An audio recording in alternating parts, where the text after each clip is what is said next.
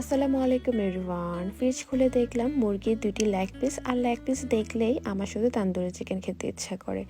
এই জন্য আমি লেগ পিস 2টা ধুয়ে নিয়েছি, আর এখন ভালো করে অতিরিক্ত পানিটা কিচেন টাওয়াল দিয়ে মুছে নিচ্ছি। এই কাজটা অবশ্যই করতে হবে, না হয় কিন্তু মশলা মুরগির ভেতরে ভালো করে ঢুকবে না।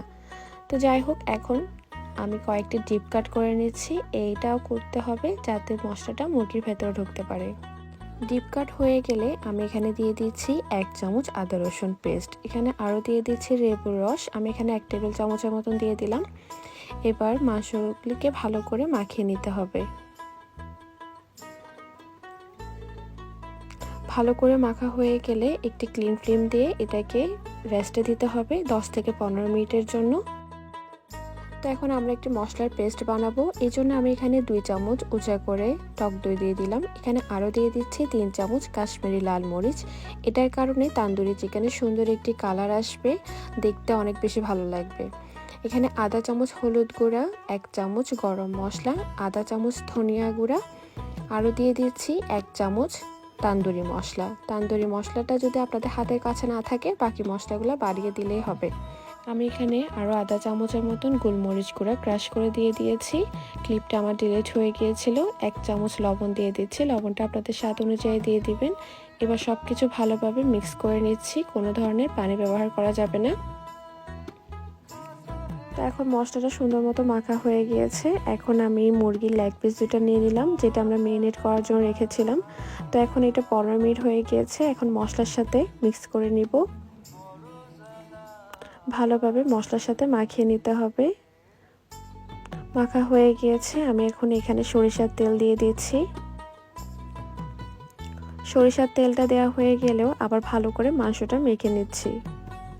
তো মাংসটা মাখা হয়ে গেলে ক্লিন ফ্লেম দিয়ে এটাকে আপনারা যতক্ষণ রাখতে পারবেন, যত বেশি মেরিনেট করবেন, এটা তত বেশি মাংসটা জুসি আর টেন্ডার হবে।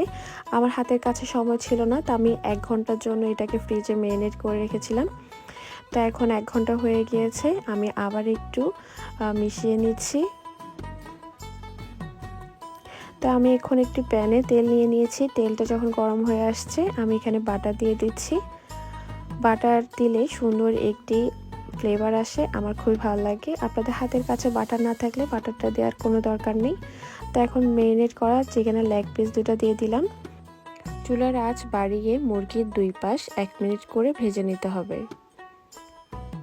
তো এখন 2 পাশ 1 মিনিট করে ভাজা হয়ে গিয়েছে চুলার আঁচ বাড়িয়ে। আর এখন চুলার আঁচ মিডিয়াম করে এটাকে 5 থেকে 6 মিনিটের জন্য রান্না করে নিব।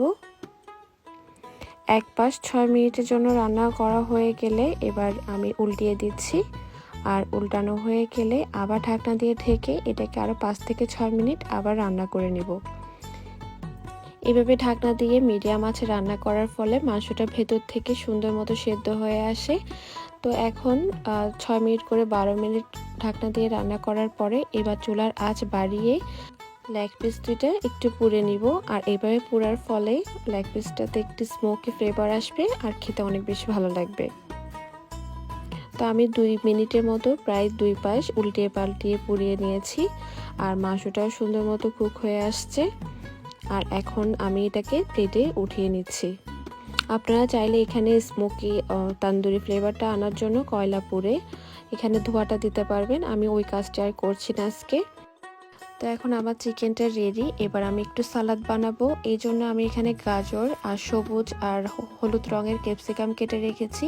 এটাকে বেঁচে যাওয়া মশলাতে মাখিয়ে প্যানে অল্প করে তেল দিয়ে এটাকে 2 মিনিটের জন্য ভেজে নিচ্ছি। 2 মিনিট থেকে বেশি ভাজতে যাবেন না, এটা নরম হয়ে গেলে খেতে ভালো লাগে না। তো এখন আমার 2 মিনিটের জন্য ভাজা হয়ে গিয়েছে। এবার আমি এটাকে চিকেনের পাশে দিয়ে দিচ্ছি। তো এই তো তৈরি হয়ে গেল গরম গরম চিকেন তান্দুরি। এটা কিন্তু অনেক সফট আর অনেক বেশি জুসি হয়, খেতে অনেক বেশি ভালো লাগে। আমি আজকে পরোটা দিয়ে এনজয় করেছি। আপনারা সবাই ভালো থাকবেন, সুস্থ থাকবেন, আমাদের জন্য দোয়া করবেন। আল্লাহ হাফেজ।